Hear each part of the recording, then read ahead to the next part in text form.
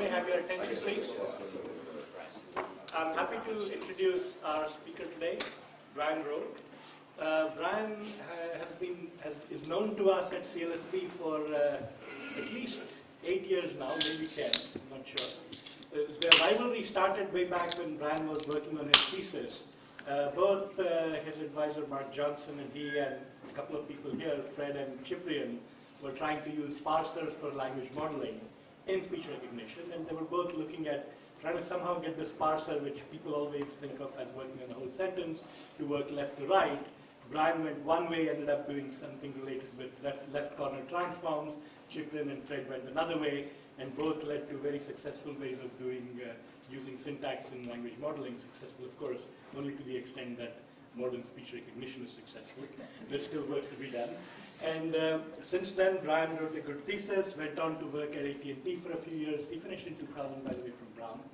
And then now he's at OGI, where he does computer science. He still works on speech and language, but I've heard that he's branching out into biology and other good things like that. So you tell us more about it. Great, thanks. So I gather I'm mic'd for the film, but not for you, so I think my voice will hold for the talk. So this, when I was asked to give a talk here, I had a range of topics that I could choose from, and the one that I chose is a little still on the preliminary side.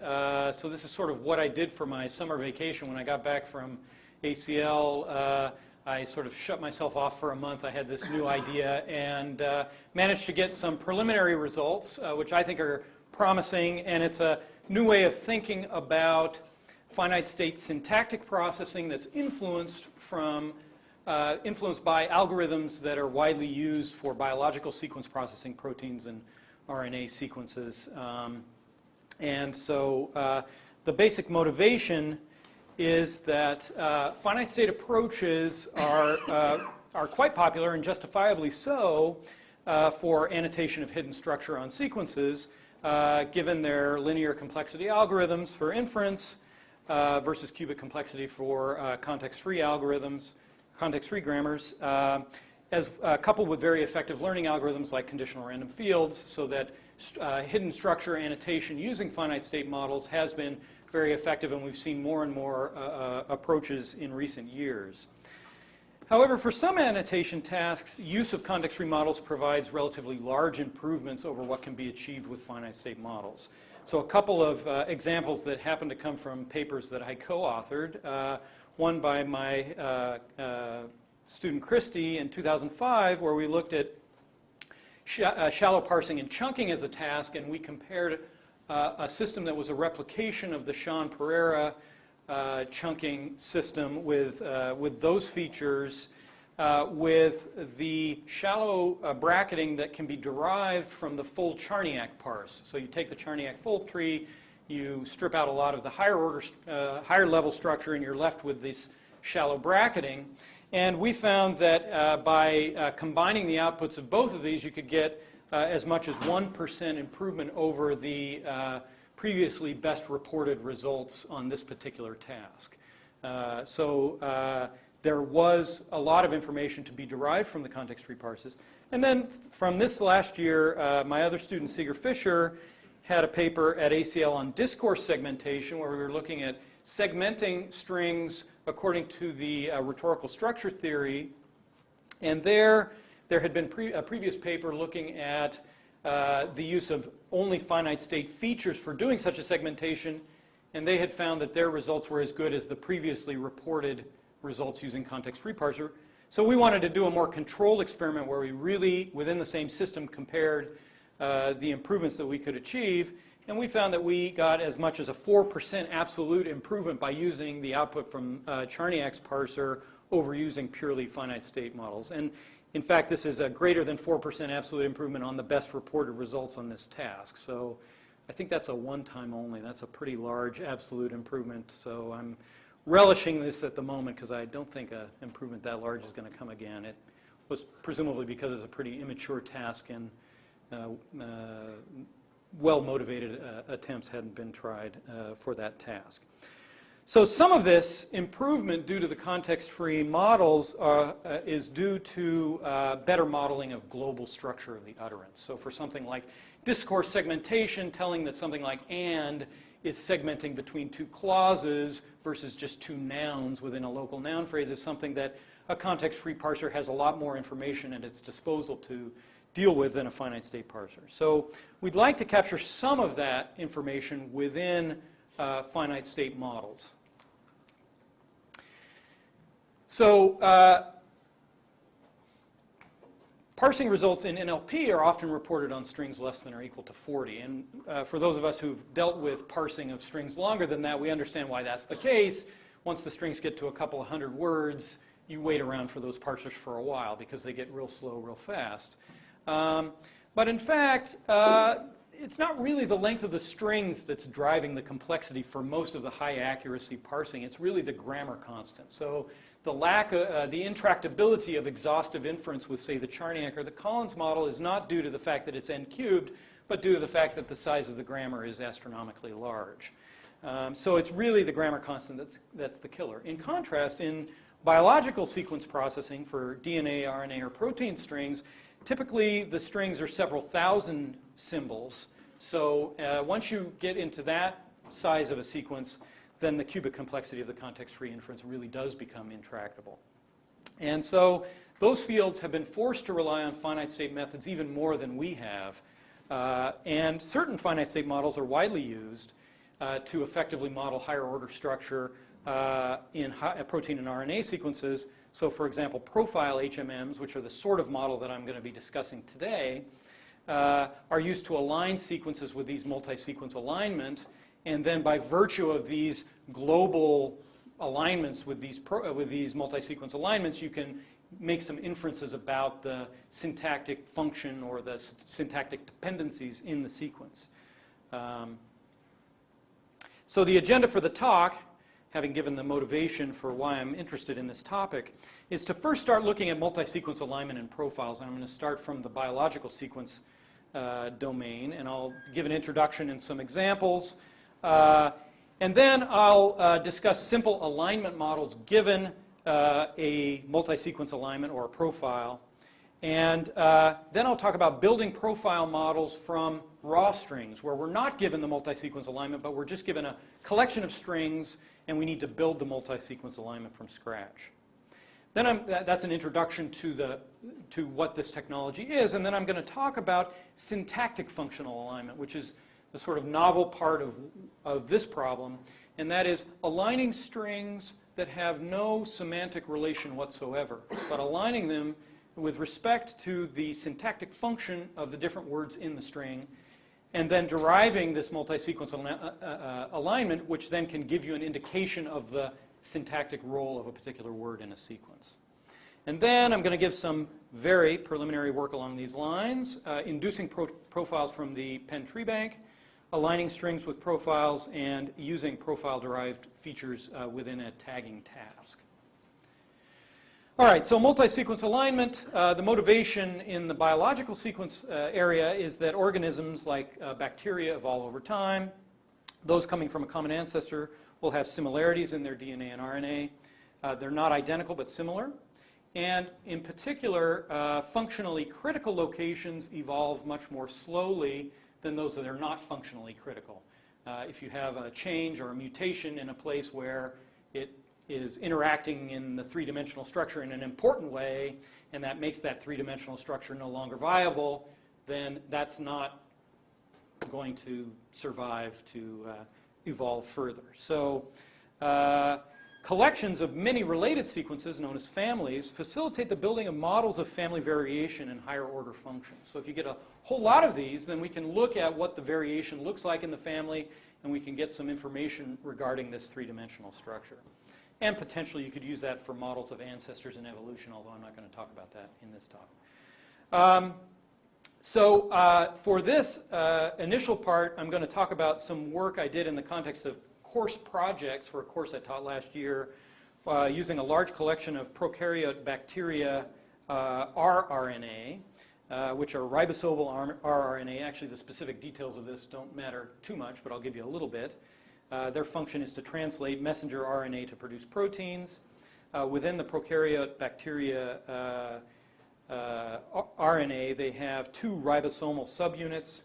the small and the large, and the one that we'll actually be dealing with, this is my pointer, sorry, is the 16S RNA, for which there's a fair amount of collected data available online. So for investigating data-driven approaches within the context of a class, it's actually quite nice.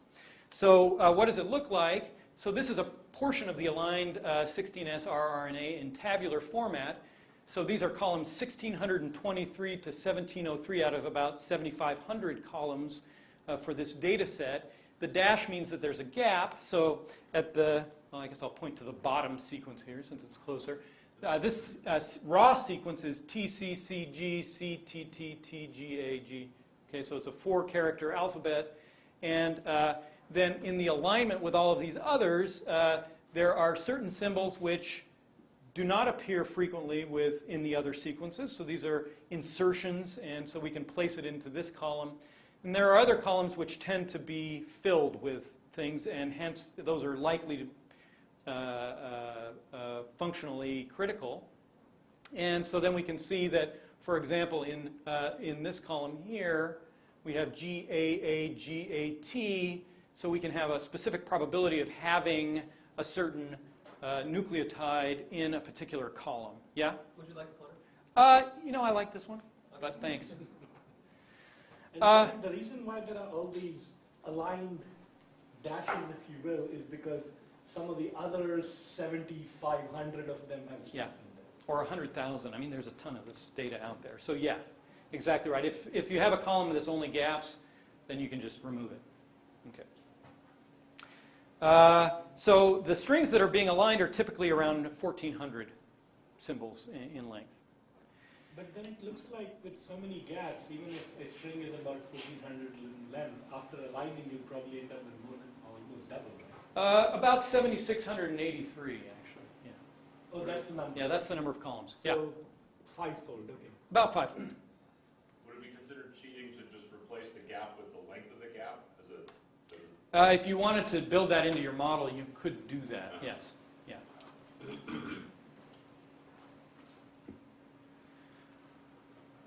So, all right, so how do we, given such a multi-sequence alignment, how do we build simple models that, given a new string, we can then align it with this multi-sequence alignment? So assume we're given a large multi-sequence alignment corpus, a fixed number of columns. Each column has a symbol either from this 4-letter alphabet or the gap symbol. And each family sequence is aligned with the columns of the corpus. So complication is with a new sequence, you may need to insert it between columns. And that is a complication that I'm going to skim over. And actually, for the models I'm looking at, I'm assuming there's enough space with these empty gaps to sort of stick things in there. But yeah. Are you learning a model to freshly align new sequences purely for speed purposes because you don't want to do the MSA every time you add a new sequence, or is there something deeper here? Right. No, that's right. Yeah, yeah. So it is. So given new kind of an sequences. approximation. Yes, this is an approximation to it. Yeah.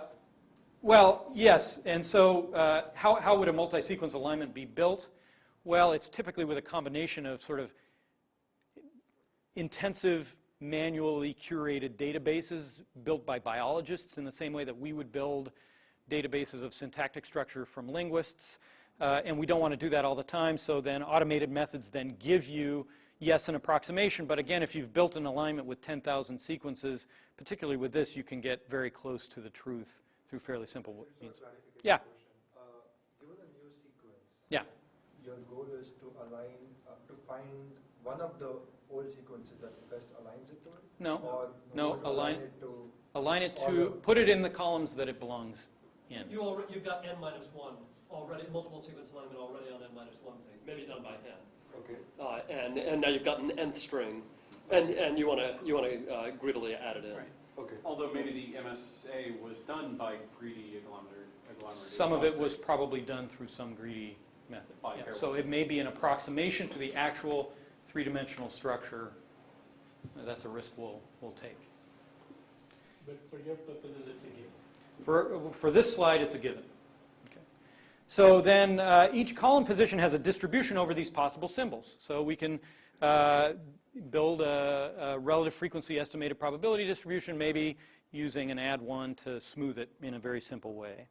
So, for example, this is... When you build a distribution, they use the blank also as a symbol. Yes, correct. We're treating that as a blank. So the simplest, this approach to modeling is called position-specific score matrix, and this is pretty much the mechanism that I'm going to be using for the preliminary experiments. So this was in column K, for example. Suppose we had that set of observed nucleotides and gaps, or whatever symbol, and we want to estimate the probability of that symbol given the column. Here's the relative frequency estimation. We don't want zeros. We add an extra observation for each symbol in each column, and then use that as our smoothing mechanism.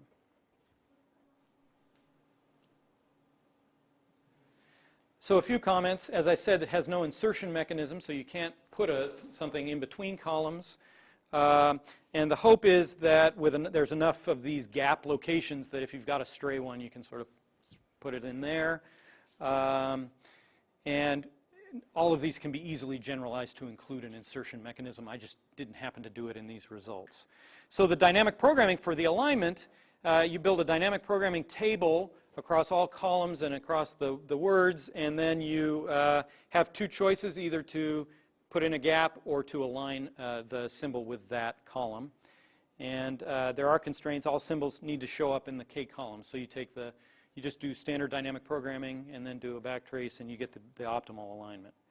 And so it would look something like that, where the blue means it comes from the diagonal, et cetera, et cetera. These are log probability, negative log probabilities, and then you just find the best scoring. All right. So that's how you would use such a simple model to align a novel string into the column format of the multi-sequence alignment. So up to now, we've been assuming that we've been given supervised data, multiple sequence profiles in columns. Where do the profiles come from? As I mentioned, some are hand-built by experts, some are automatically derived. What do we do if we want a profile but we just have strings, if we want to build it and we don't want to spend the time to manually annotate it? Well, you can derive a profile by aligning all the strings and try to optimize some objective in achieving this alignment. So the main objective that is typically talked about is the sum of pairs. So if S is the set of strings, let D sub A between S sub I and S sub J be the distance between those two strings for some given alignment A. And the distance is defined by some model, for example, a substitution matrix. And then the sum of the pairs of the alignment is defined as the sum over all pairs of this aligned distance. And so you would want to find the minimum sum of pairs alignment across all of the strings in your collection. So yeah, find the argmin. Unfortunately, fortunately, this can be solved exactly using dynamic programming.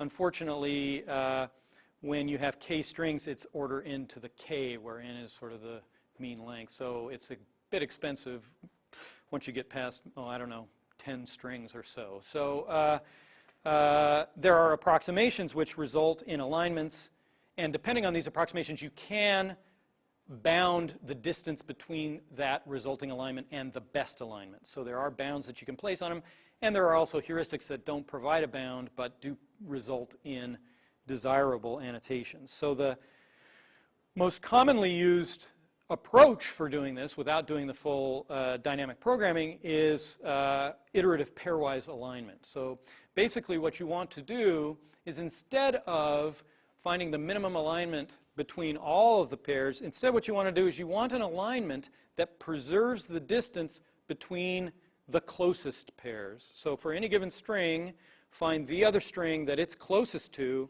and make sure that the multi-sequence alignment preserves that distance within the multi-sequence alignment. Okay, so the approach would be something like this. Choose the two closest strings, Si and Sj, align them. While unaligned strings exist, align the two closest strings, Si and Sj, such that Si is unaligned and Sj is already aligned in the multi-sequence alignment. Yeah? How are you defining closeness? I haven't, but you can however you so desire. But in general, you would, Levenstein distance would be one example.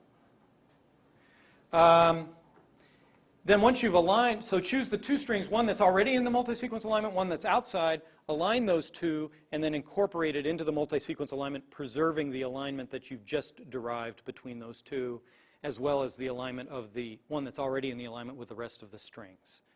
Okay. So this is equivalent to what's called a guide tree approach, where you actually build an unrooted tree, joining every string with its nearest neighbor, and then you build this multi-sequence alignment by following this guide tree. So the main variations of this kind of approach, the definition of what's similar, what's the distance that you're using, and also you doing alignments of alignments. I talked about in terms of just choosing one pair and aligning them. Well, you could build multiple alignments in parallel and then at some point merge them into one. So these are all things that have been investigated. So one problem with these sorts of approaches is that they can't really recover from sort of early decisions that they make. So iterative refinement is yet another heuristic method for improving these alignments. And the idea is to build up your alignment and then go back and remove strings from the alignment, build a model from the rest, and then reintegrate it into the alignment based on that model that you've defined from the other sequences in your alignment. And so you can basically have an iterative procedure where you build this position-specific scoring matrix and then align the string, then re-estimate the model, et cetera, et cetera. Just to serve as the starting point, because this is what I did use as the starting point for this preliminary results that I used for NLP, was this little mini bake-off that I had in my class at the end of the class in terms of building multi-sequence alignments from scratch. So this was something that students were given this problem. They were given 4,000 raw strings. We had the gold alignment. And the task was to build a new multi-sequence alignment from the raw strings and see how far we were from the actual alignment. And the evaluation was the percentage of gold-paired nucleotides that were actually paired in the test alignment that the person returned. And so this actually started off, the simplest methods really worked quite awfully. And I was actually worried early on that we weren't going to be able to do anything particularly interesting for the course project. But after trying a handful of things, by the way, this was the first time I taught it, so I threw my hat in the ring. And I actually ended up winning, by the way, I might say. So the graduate student who almost beat me, which was a mistake. No, never mind. So anyway, so here are a few tidbits of what worked and what didn't work. So we started with the center string, which is the string that has the lowest sum of pairwise distances with any of the other strings in the corpus, and put that in your alignment. So that's how we initialize. And then by doing simple iterative alignment, as the way I presented it up to now, was quite bad. In fact, I think the accuracy was around 5%. So very little overlap with the gold. It was better to do something like this, to perform iterative alignment on just the closest 1,000 or so. Okay, so these were the ones that really formed sort of the core of the collection. They were the most similar to each other. So build it on 1,000 or so, and then build a simple profile model, this position-specific scoring matrix, and align the rest using that model. That actually improved things a lot. Better still, to induce that scoring matrix, throw everything out, and realign also the ones that I originally aligned as well.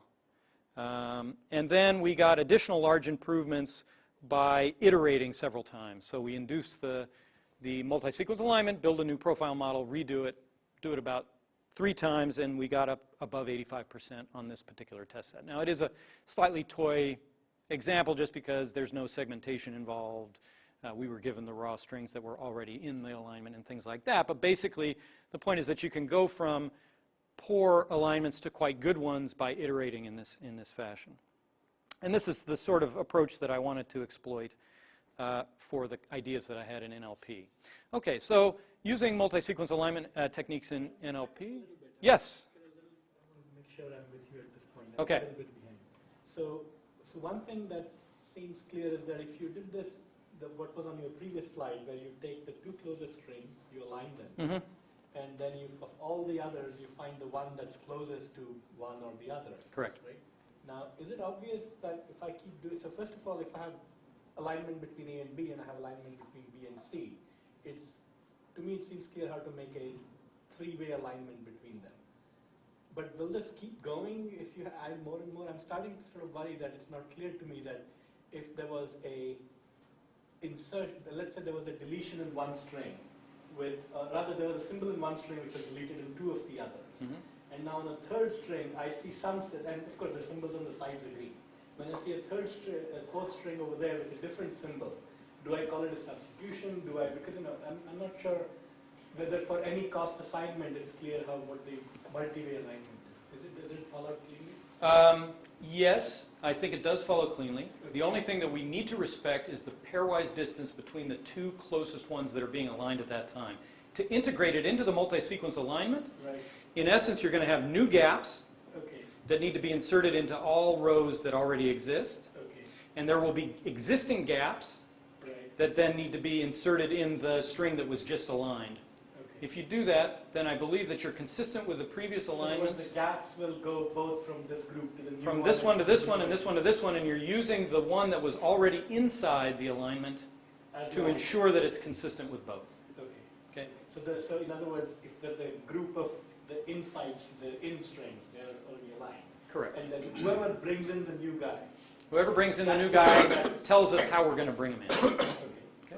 So that's Although it doesn't actually tell you completely, right? Because there might be some symbols in the new string that are aligned to dashes in the string that brought them in, and you need to, if you have a whole string of dashes, you need to decide which one. Well, so I think that's what the iteration helps with. So you're sort of just plunking symbols down where the gaps were, and you're not, so I'm aligning it with what's closest, and I've got these that reside in this particular gap. There may be other strings that have symbols in that gap area as well. I'm not aligning those. Oh, I'm sorry, I thought you said that was the second step of bringing something in when you used the guide tree kind of approach. If there's a symbol that has been inserted in the string, then it needs to be, so there is one variant of this that is once a gap, always a gap.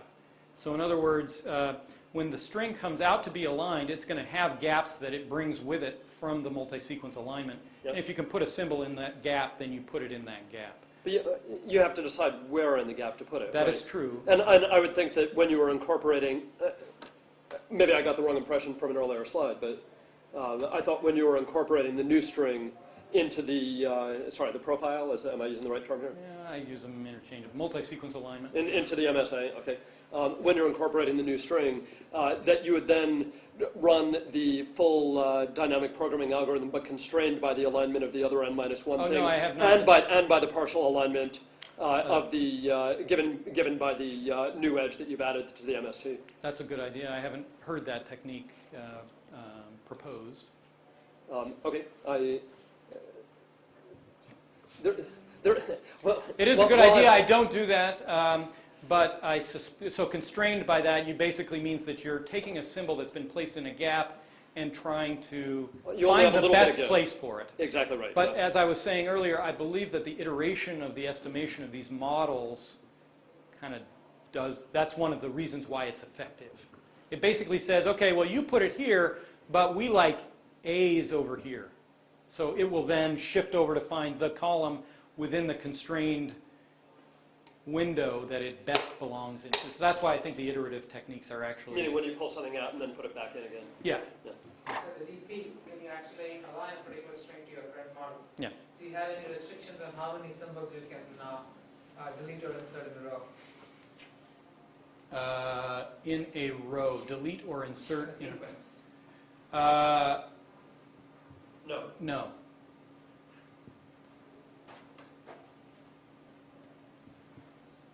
One more, just to make sure. So now, when you do so now I think I know what the MSA subscript I-1 is. Okay. Okay. Sorry. Yeah. So Moving now, a little quick. when I do the PSSM part, so now I'm going to throw away all these alignments, just Yeah. pick up the statistics. Yeah. So if I understood you right, what might happen in this case is that there might be this long gap, which is populated sparsely by Correct. an A here and a T there, and some other string has a G, some other string has a whatever, C. And then, when you do the PSSM, you might find that every string puts a gap there, Correct. and then you throw it out. And then you throw it out. Good. So then I'm with you. Okay, that's All right, so how would we make use of this? Well, up to now, MSA techniques have only been used fairly sparsely in NLP, and most uses of alignment in general are based on lexical identity or semantic phonetic confusability. And so MSA techniques based on such alignments have been used for a couple of natural language generation tasks, lexical choice and paraphrasing, Barzilay and Lee. And I found another paper for sort of learning discourse patterns. And other than that, it hasn't been widely used. So in this work, I'm not interested in lexical confusability or phonetic confusability. Instead, I'm interested in syntactic functionality. Okay. So given the syntactic... Another citation, Lydia uses something like this to make her sausages. Okay, sausages. Okay. So given the syntactic structure of... that's a good example. So given the syntactic structures of two trees, perhaps given by, say, the Penn tree bank, we could align words playing similar syntactic functions. So for example, subject or object NP heads and modifiers, main verb and modifiers, et cetera, et cetera. And then alignment of a new tag sequence with the profile then gives some indication of likely syntactic function within the sequence, and actually captures some global characteristics of the string by virtue of certain columns wanting to have something populating it, so enforcing that constraint.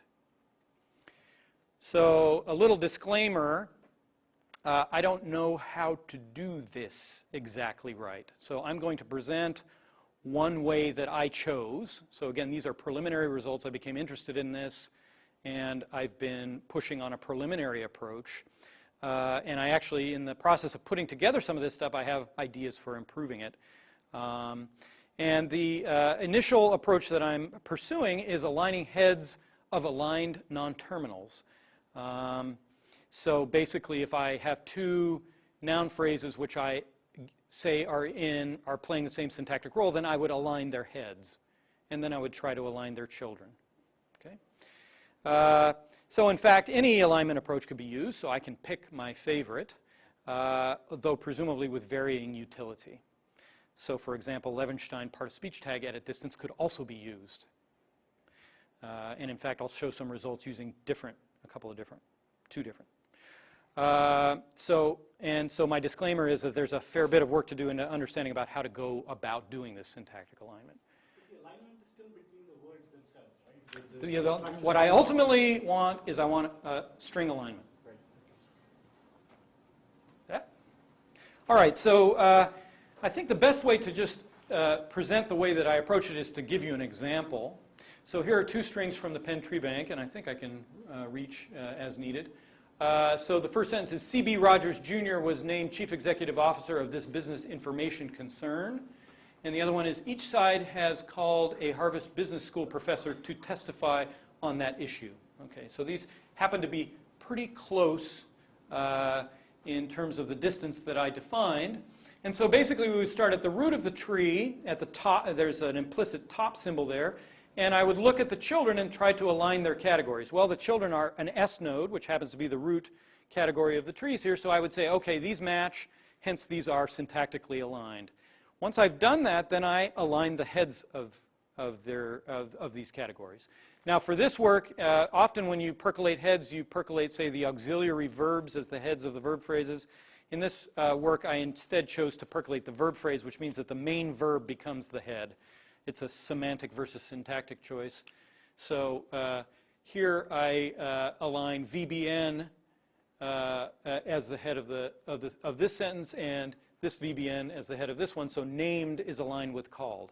Once I've done that, then I go to the children and I try to align the children of those categories. So we have NP-VP period, NP-VP period. Those happen to align perfectly. So I say, okay, the NP aligns with the NP, hence its head aligns with the other one's head.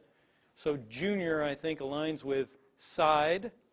And then the head of the VP we've already used, and the period aligns. And then you go all the way down the tree and do the same. Now, we're going to reach places, for example, here, where the children don't align. So here we have an S and here we have an NP. So the first pass through to do this alignment, I follow a pretty strict alignment where I want category identity. And I establish whatever alignment I can via category identity, which means at this point I cannot align those categories, and I'm done with that and its children, which means that this entire sequence here and here goes unaligned.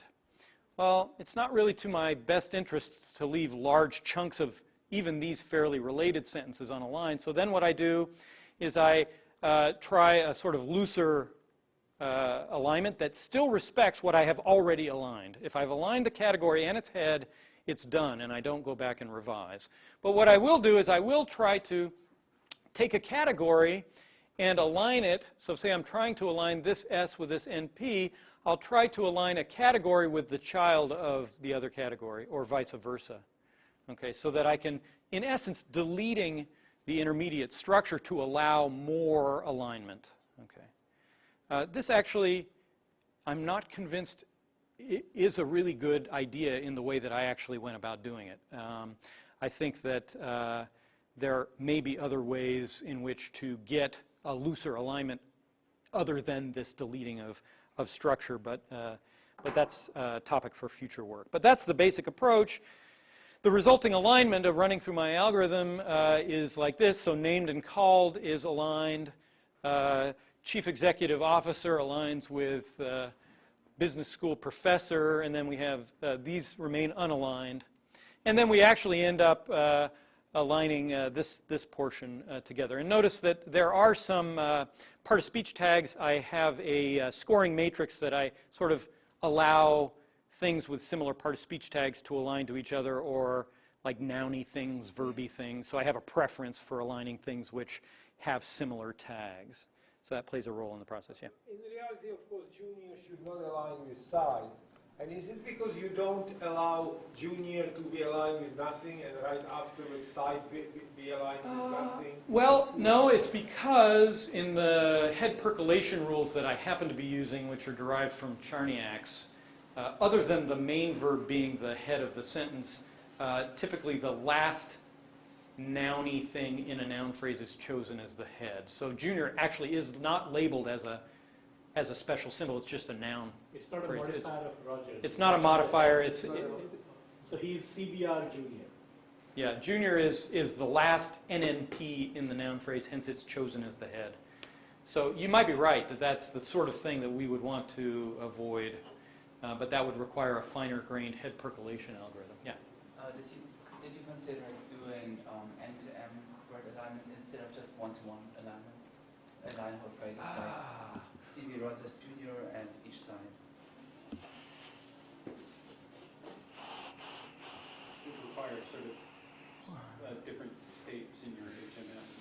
Yeah, I mean, you can't, so basically, yes, if you have an insert, what you're talking about is having an insertion mechanism. So you might be able, I actually think that this might be a fruitful direction, is having many fewer columns, but allowing to remain at a particular column for some number of iterations.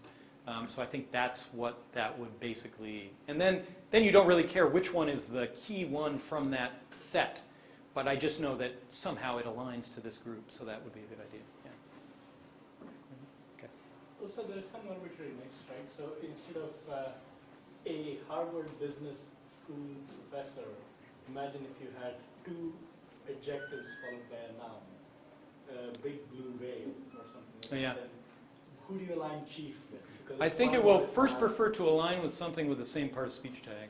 No, but those could both be adjectives. So in other words, you could have. Oh, yes, so black there is a cat certain and amount of big arbitrary. red dog. Correct. Yeah. So that you will have cases where you have identically scoring alignments and you have to have a tie-breaking strategy.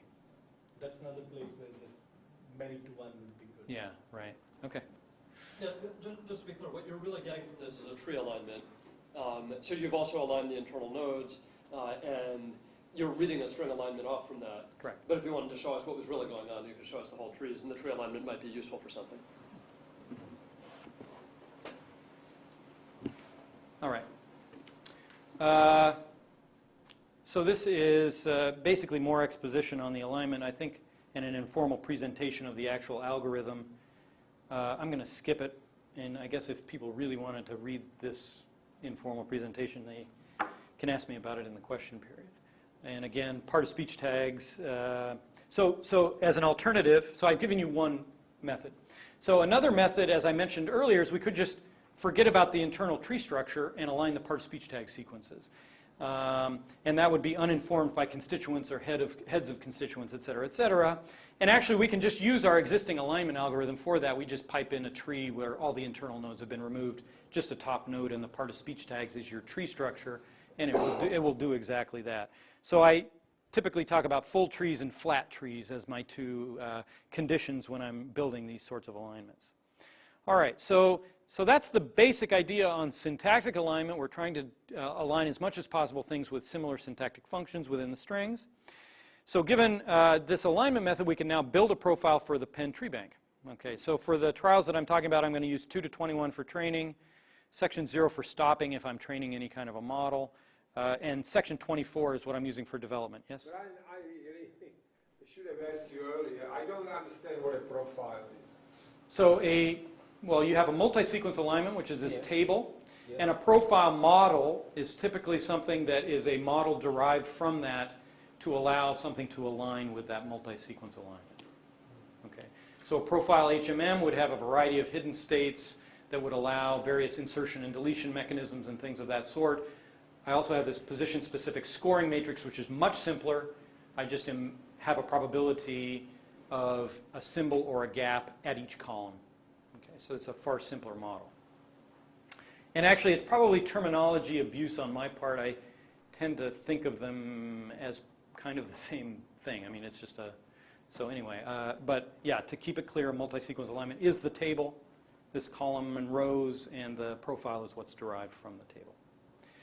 So how do we build a profile from the Penn tree bank? Well, the first step in doing any of these is we need a pairwise distance matrix between all of the strings. So we build a 40,000 by 40,000 distance matrix on sections 2 through 21. So we choose our alignment method, either giving the full trees or the flat trees. Count the number, and so as far as distance goes, here's the distance score that I used. Count the number of unaligned words in both strings. If I'm aligning up 2 strings pairwise, count the number of unaligned words and divide by the total number of words in each string. So that gives you a sense of how much of the pair of strings is covered by alignments. For most sentences, at least the main verb will align. Right. And then below that, who knows? Right. Okay. And then I performed iterative pairwise alignment, beginning with a center string, following the techniques that I found were quite successful from this course project. So we added in, I came up with 4,000 strings using this actual tree-based alignment method, and then estimated the profile model, and then re-estimated 6 times. So I can tell you a little bit about the MSA, PSSM. Yeah.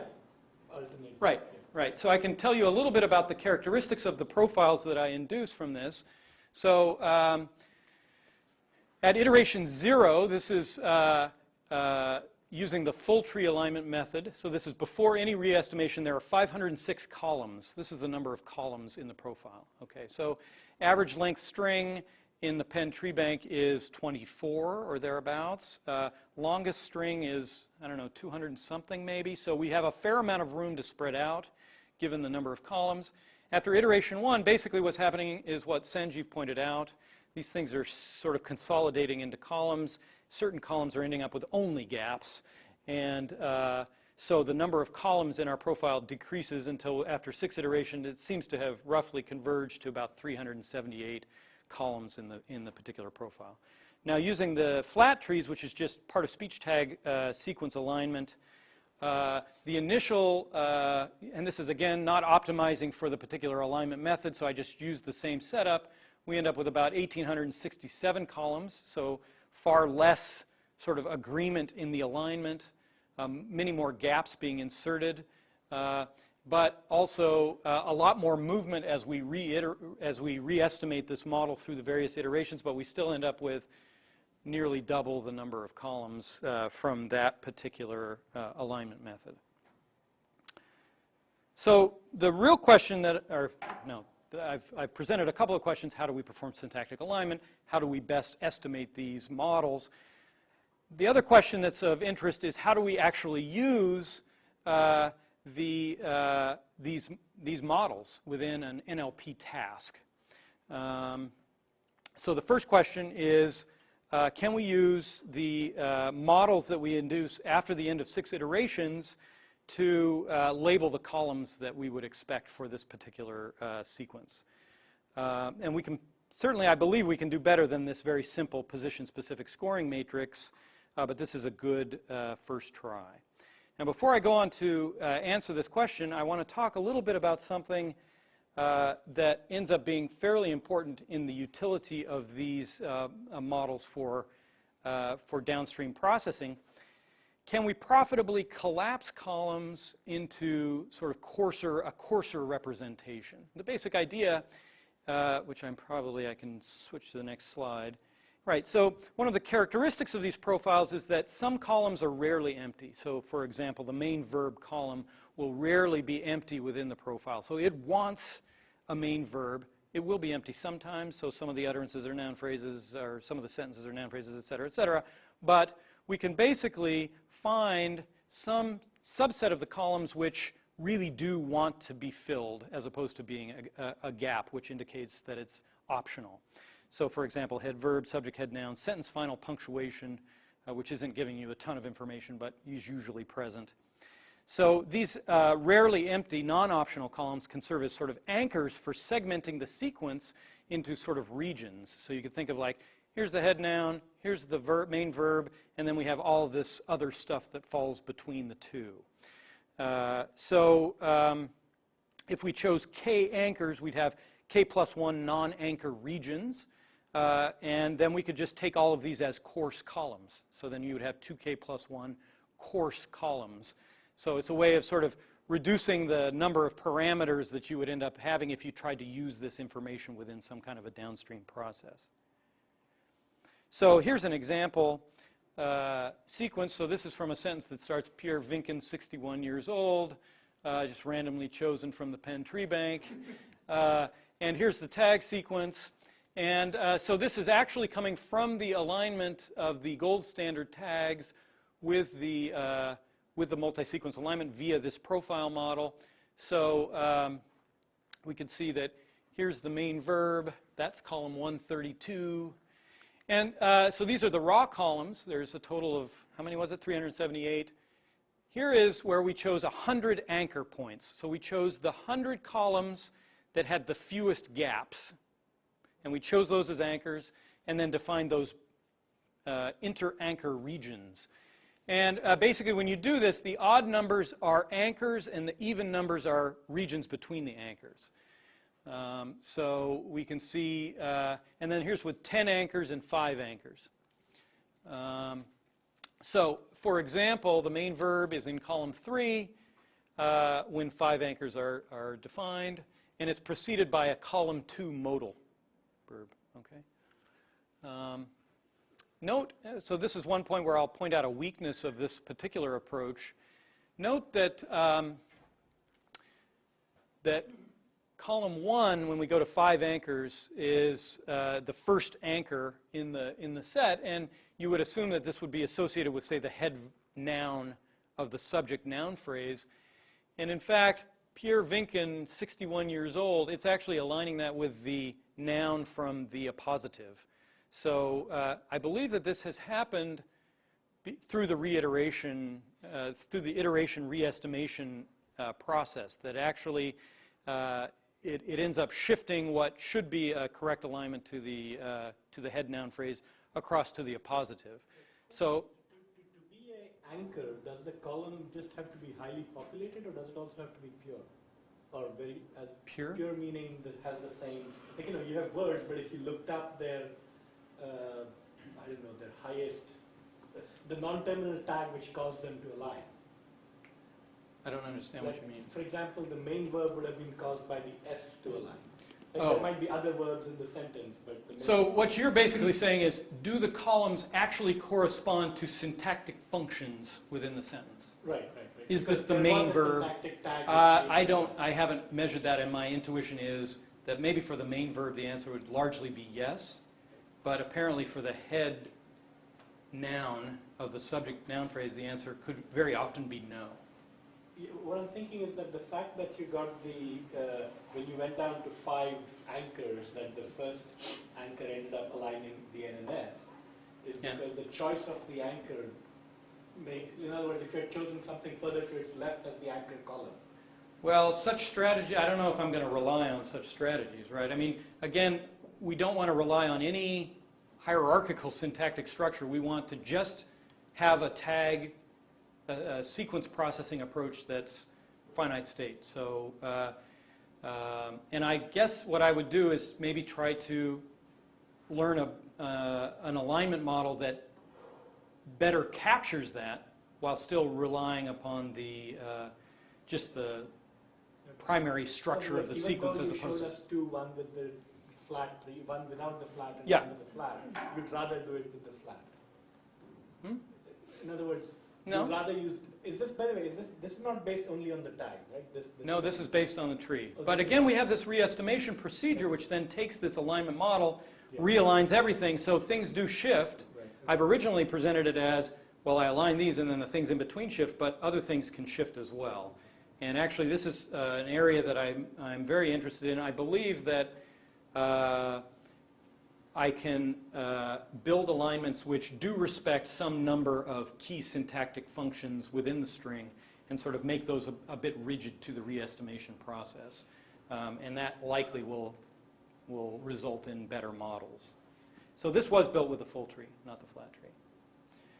So in any case, the reason I'm showing this primarily is that, in fact, if we can align these columns, so we just now have another tag on the input sequence that we can then utilize as features within some other tagging model. So for example, if I'm going to do a shallow parsing task, I could say, okay, what's the likelihood I'm beginning, I don't know, a noun phrase chunk, given that it's a certain tag and a certain column ID, and that it's been preceded by a different tag and a different column ID. So you get different estimates for different regions within the string.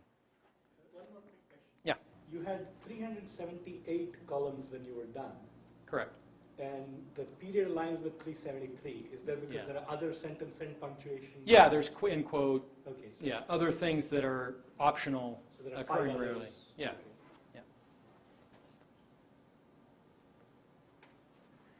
All right, so here's a little bit to get a sense of how much of a penalty do we pay by having part of speech tagged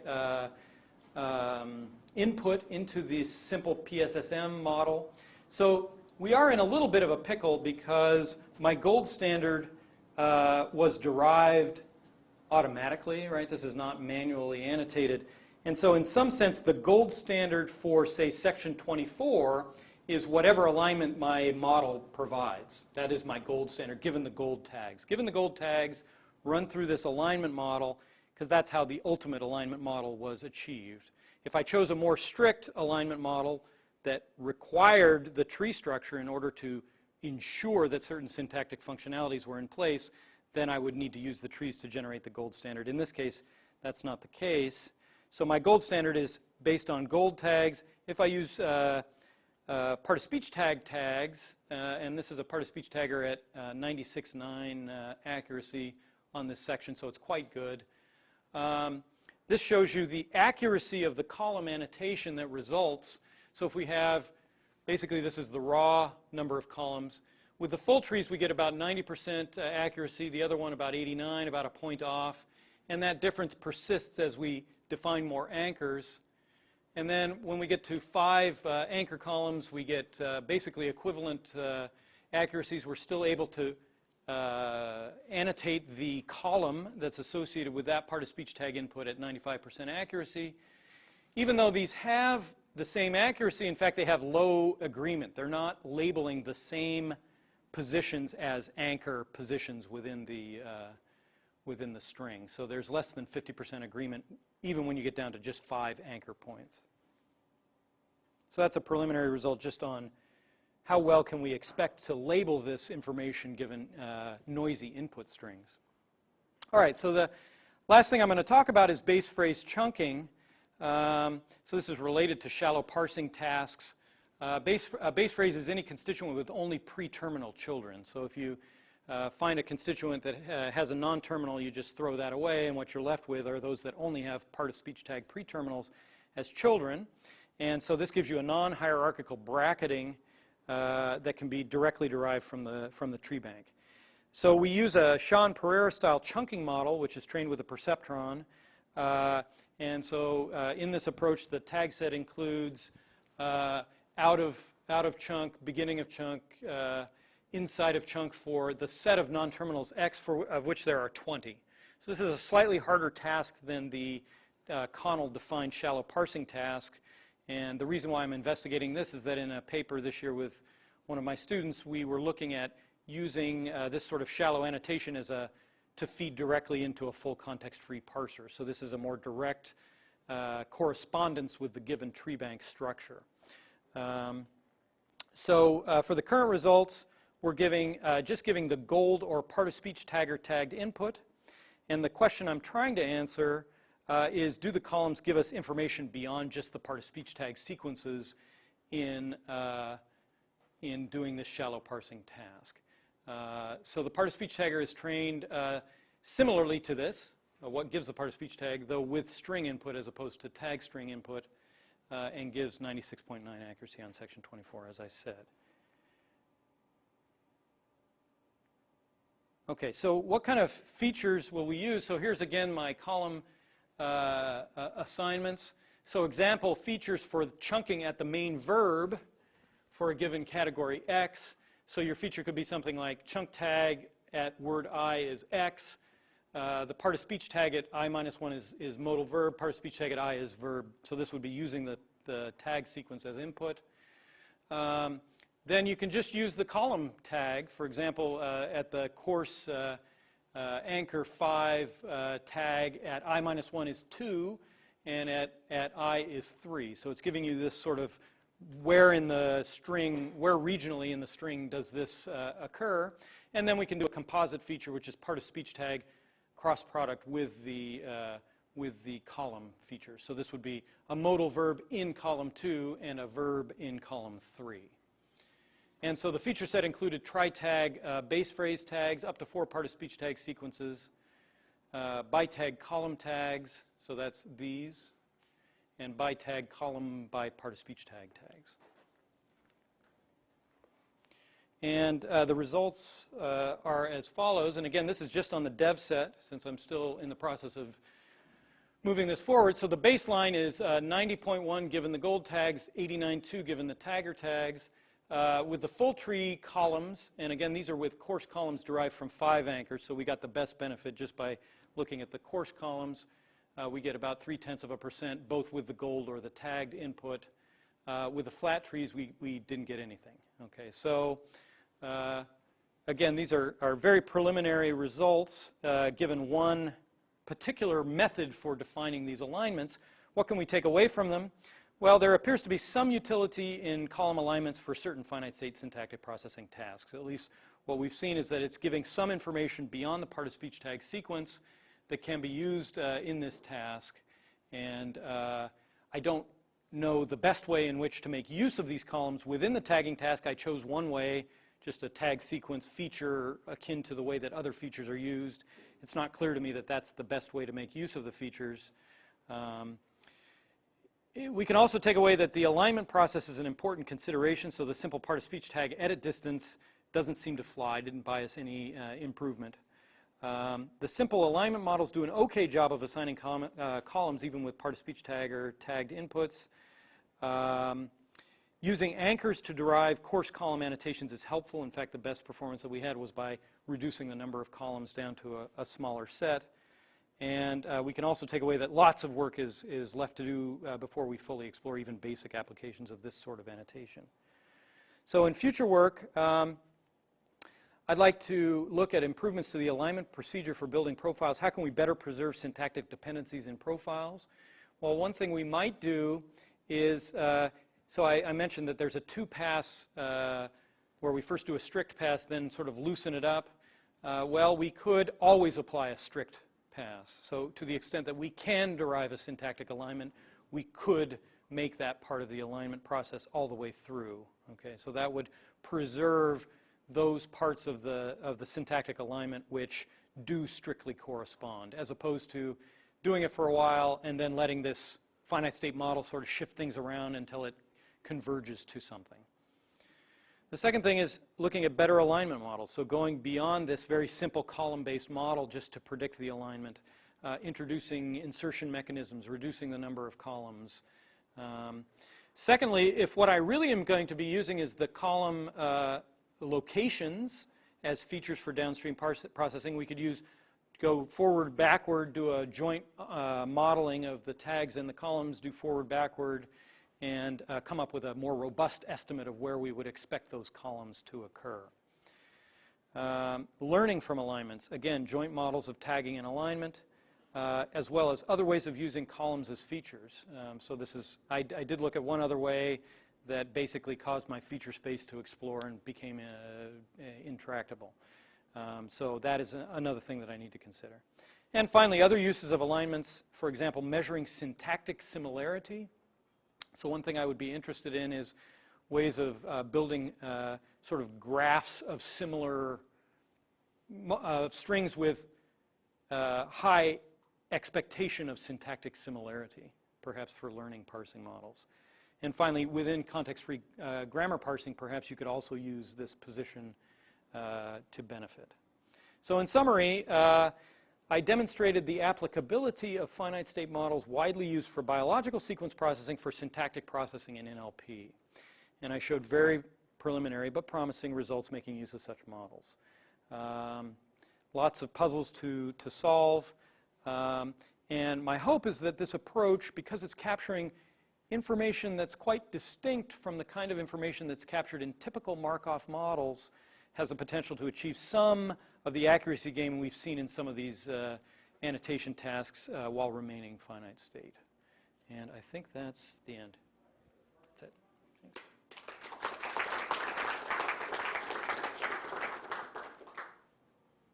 Questions? Yeah. Maybe this was already implicit in some of your discussion slides, but two things, two easy questions that occur to me are, instead of aligning everything down to aligning your trees down to the level of words, if you instead stopped your alignment, you said, oh, look, we can only align down to the NP, VP periods level. Well, if everything aligned to that, that would be be one of your 3-place course models. Right. Already. Right. So instead of sort of going all the way down and then coarsening back up, just stop at the course level. Does that make any sense? Yes. Yes. Right. The question. Yeah. So then you could build the columns from that. So I guess there are various ways to do that. You could start off with an expectation that you would end up with a fairly small number of columns and shoot for that, or build the full alignment. Because you are going, I guess what you're saying is that we're going to make a relatively small number of columns, actual alignment columns. Like I want to find this. The anchors. And then all the rest is, the alignment is just garbage. Literally, instead of choosing the number of columns, you say, well, I want all the columns that have a certain amount of, well, you probably pick the number, but you could take Sanju's idea, oh, all the columns with a certain level of purity or something like that. Yeah, well, I think that's basically what you would get at the end of the day if you went along the lines of what I was saying in terms of always requiring a strict alignment between, I mean, there's lots of optional structure, where by optional it means it occurs in 20% of the strings. I might, when I say optional, I don't mean necessarily optional in the linguistic theoretic sense, but just in terms of, this shows up in these strings and doesn't show up in these. What's to say, the anchors that we choose are usually there in over 90%. When we get down to 5 anchors, they're there. They're always there, basically. There's lots of structure that's not always there, but it's frequently there. And if we could exploit those alignments as well, I suspect we'd get some additional gain as well. But I think by requiring the strict alignment of some subset of the string and saying, based on the fact that we were able to strictly align this, that alignment's staying in the model, and I'm not just going to throw it away and use these finite state models to re-estimate the column and shift everything around, which seemed to work pretty well for the biological sequences, and in my estimation, not so well in this case. But I think it's basically what you're saying is the same thing. But I would like to go as far as I can while being able to achieve a strict. And then the other question would be if you have columns that are very similar but far apart. So, Well, so one of the principal uses of this sort of an alignment in biological sequence processing is for syntactic structure induction. Okay? If I've got this symbol over here and this symbol way over here, and I've got 100,000 sequences aligned, whenever this one's a G, this one's an A, and when it's a T, it's a C. Well, I don't remember which ones are which, but basically they are highly correlated, they covary, then that's an indication that they're in some sort of a three-dimensional functional relationship. So I don't know why that answers your question, but what was your question? Well, you partially answered it, which is yes, this phenomenon occurs. But then the question would be, you were speculating about having more complex hidden Markov models. Yeah. State, you could get into a noun phrasey like state. Yeah. Two different parts. Yeah. Right. And that's basically, that's when I would move into a profile HMM, where I would have sort of hidden states, and I can allow arbitrary numbers of insertions and deletions. You discovered these by looking for columns that are... Right. Okay. I guess I'm trying to understand, what happens when you go away from a CFG to this finite state thing. So what's essentially one noticeable thing, of course, is that you have many more gaps than words. Yeah. And I'm trying to imagine this, but what's probably happening is that you could have after the word, you could have a VP, or just, a noun, or you could have a noun, preceded by some modifier, which recursively goes to other things. So do these things pop out where the recursive structure is being flattened, and that the instance where there was no recursion has the most gaps, and then the instance that has the little recursion has the first part aligns with the X and the second part aligns with the gaps and so on. And does that structure follow this? Is that what's going on? Or? I don't know. I haven't looked at it enough. Am I asking a sensible question? I'm not sure. I don't know. I'm going to say yes. You're asking a sensible question. I'm not sure what it is, but it's no. No, like in a dog, big dog, big black dog. So there are many flat structures already existing in the Penn tree bank. So some of that we're not going to be able to tell. Okay. But you're basically saying that are sort of sets of gap. Maybe this is the same question that you were asking. Can we basically say that this set of columns really represents a recursive state, where you can sort of sit here for a while emitting verb modifier-like things, right, and then move on? And the answer to that is probably yeah. Yeah. But in some cases, we know that embedded structure. It's explicitly annotated in the tree bank. In other cases, we don't. It's explicitly flat.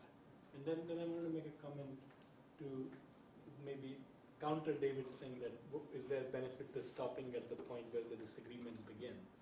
And I would think that maybe there is merit to going further, because let's say you have a noun, verb, noun, that's your noun phrase, verb, noun phrase, that's your basic structure, and after that things don't match. In some instances you have nouns preceded by modifiers of the noun, some sort of prepositional thing or something.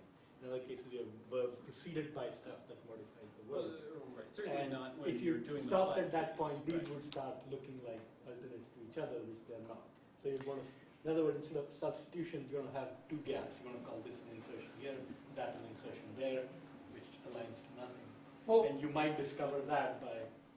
Well, the question is. You have to have three. You got to pick. Right.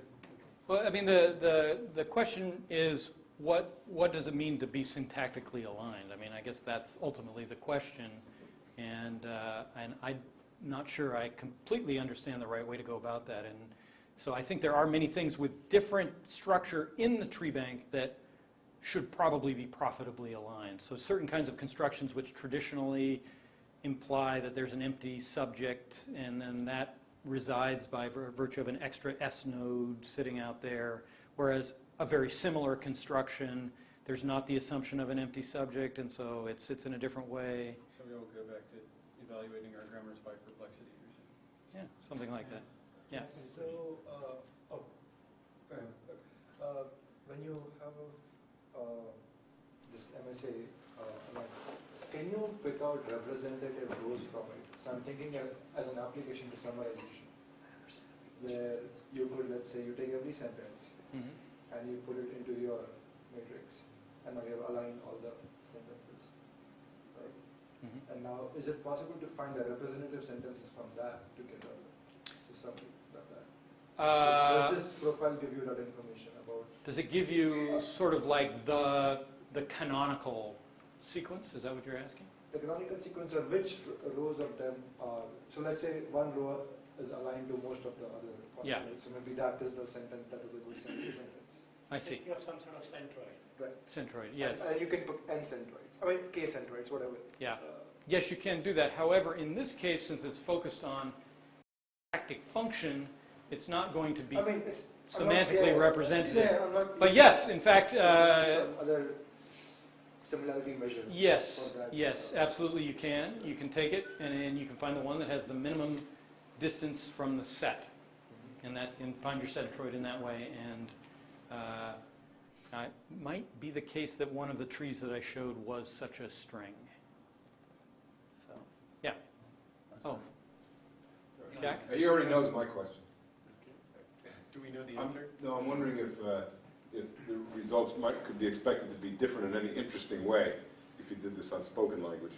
Like if you took the switchboard tree bank stuff and worked on the already shallower, already less, or, I mean, would that not get you where you want to go or not show you what you want to see? Gosh, obviously it's going to be noisier, probably better modeled by some more complicated HMM structure where you could sort of go into disfluency mode or something like that. Things that can be inserted in arbitrary locations. You probably want to have some sort of a insertion mechanism which is not explicitly represented in the columnar Maybe format. depending on what you considered a sequence. Yeah. You mean in terms of if that stuff had already been elided? Right. Yeah, I think that, again, it captures sort of common structural expectation in the language, and to the extent that people speak in fragments, you're going to have probably a less utility than you would in heavily edited text. That said, there are sort of Less utility meaning? that you'd likely end up with sort of less peaked models, less noisier predictions than you would necessarily with heavily edited text. That said, I think that it would capture certain, or potentially could capture certain expectations about things that happen early on in the string before the main verb versus things that happen after the main verb, and the way that people talk, certain tendencies in the language. I was noticing that all the parenthetical phrases, and I'm thinking to myself, this is journalism. I mean, Oh, yeah. a lot of this is journalistic. Yeah. And, gets in your way in the alignment of syntax from one. I guess to another. It's just okay. Yeah, so I don't have a strong intuition. Were you also hoping that all the edits and disfluencies would line up so you would know to throw them away? Well, I don't know what you would do with those. Whether you would have those cause a sequence to end, use those as equivalently punctuation, or whether you would consider them utterances and try to explain it. Because the switchboard tree banks have, what do they have? They have an edit node, right? When they, Yes, they do have that. so Yeah, right. So you could leverage that information to build a more complicated structured model that still would remain finite state. So you pipe a tag sequence in and it finds the optimal output labeling. Yeah, I don't have a strong intuition about that. We should take Marcus's question and maybe Jason's. Okay. Last two. Yeah, a note about future work. So you said it can be used for CFG parsing, and of course it could also be used instead of parsing. For example, for all kinds of applications. For sentence compression, you might want your model Certain to learn regions. that certain colors get deleted. Yeah. Or in Yeah, actually, I mean, the point is to push as much information as you can down into the finite state models, and then they can be applied to much larger data sets or situations where efficiency is at a premium or within pipeline systems or something of that sort.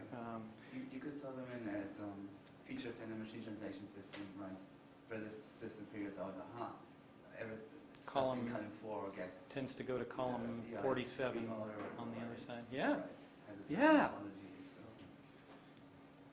that's a Preaching to the choir here. I'm a true believer. So I want to question the whole MSA framework. Okay. Because you clearly have something going on in your head about why MSA would be a good thing to do for sentences that are about different things. Yeah. When you're doing MSA in biology, all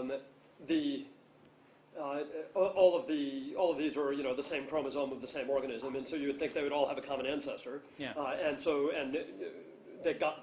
You got them from the common ancestor by making some insertions and deletions. Mm-hmm. You might be, I mean, even doing MSA in biology is contentious, I would think, because there is some tree structure in evolution, and actually it's maybe not just a tree structure because there's crossover and so forth, so you can get more complicated things going on there also. But it seems like, first of all, I'm wondering what you would when you would expect this model to make sense, this approach to make sense, and when you wouldn't, and what you would expect to get out of it. And it's a little hard for me to tell because, I didn't see 30 slides with just examples on them to start to get a sense of what this 40K by 40K matrix looks like. Yeah. But then the follow-up question is, what else could you do besides MSA that might be a more interesting model? That might be, I mean, MSA seems to be giving you something interesting. Yeah. But could you tweak it at all to get something even more interesting? Well, I don't, it depends what you mean by get you something interesting. I want to capture stochastic regularities in the use of the language in the particular domain that I'm modeling. To the extent that, and this will vary from domain to domain, it will vary from language to language again. So this is one thing that will be of a less utility, presumably, with, say, free word order languages, where this sort of, and that's something that in biological sequence processing they don't really have to deal with so much in their alignments. So my expectations are that this is a model where we can get a sense that, so we know that non-local information annotated onto node labels in the Penn tree bank provide us with improved accuracy in stochastic parsing, and sometimes the non-local annotations are not something that's derived from a linguistic intuition about the structure of the sentence. So an example of that would be something like parent annotation onto the node label. What does that buy us? Well, it buys us stochastic tendencies for, say, object-noun phrases to behave differently from subject-noun phrases, embedded verb phrases to behave differently, et cetera, et cetera. And so we can use these, simplistic computational mechanisms to capture a range of dependencies without necessarily knowing exactly what the model is capturing. So by using this sort of a model, what we can do is we can segment the string into sets of regions where the models may substantially differ in terms of their expectations of certain kinds of structure. So that's one reason why I wanted to look at a full-on base phrase bracketing task because it would, we may have different expectations for such and such a category to occur as a base phrase depending on where in the string it occurred. So my personal... You can do that without building a single MSA. That may... You could, for example, do MSA and clustering at the same time. In fact, you could do it using something that's very close to standard methods, and then you'd say, well, here's one kind of sentence structure, or sentences about one kind of topic or something, and there's one MSA which is only on 50 sentences, and another one on another 70 sentences, and maybe you'd get better segmentation then. I'm sorry, I could also imagine more complicated things, but that's just one simple alternative. I see. So... yeah, but again, that involves some kind of data fragmentation, which may not be beneficial. You're saying to partition your training set based on these sorts of generalizations and build models based on each of the partitions. Again, I can't rely necessarily at time of processing on any kind of hierarchical syntactic structure to give me an indication of this. I want this to remain a finite state process. It doesn't necessarily have to be done with prior partitioning the data set, right? You could always do this by splitting your model based on bracket. Well, it's possible. I mean, if you don't want to fragment, here's something. The kind of structure that I would think would be especially interesting would be where you identify various points, let's say the spaces between words, in one sentence, across sentences, but not necessarily across all sentences. So maybe you say this position in sentence 1 is the same kind of, is aligned to this position in sentence 5, this position in 17, and this position in 28. Whereas this position in sentence 1 is also aligned to something in sentence 5. But not to anything in sentence 17, instead sentence 18. So you've got sentences which are going along parallel tracks, and then they split, and this one after it split is joined onto something else. And that would be a structure which is different from an MSA structure, which requires everything to be aligned with everything else along its entire length. And the idea that everything should be aligned with everything else seems to suggest something like a common ancestor in biology. And given that you're going to have things like a short phrase here corresponding to a very long phrase here with all kinds of recursive embedding and a very different structure, you're forced to actually specify an alignment for that in your method. Whereas if you allowed those things at that point just to say, well, those sections don't have any internal alignment, they've branched, and then they come back together later. But that internal section maybe shared structure with something else, then you'd be able to say that. Are you describing something greatly different from what I'm already proposing to do? I'm not convinced. I think it is different. Yeah, well. Unless I missed a proposal that you made partway through the talk. I think we should continue this discussion, but I'm looking at my watch, it's 5 to 6, and I'm thinking that we should officially call the seminar to an end and continue the discussion. Sure. So let's thank Brian first.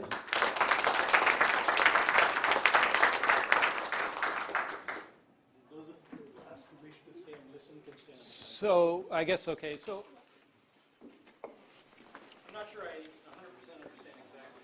So it's hard to do without drawing it on board.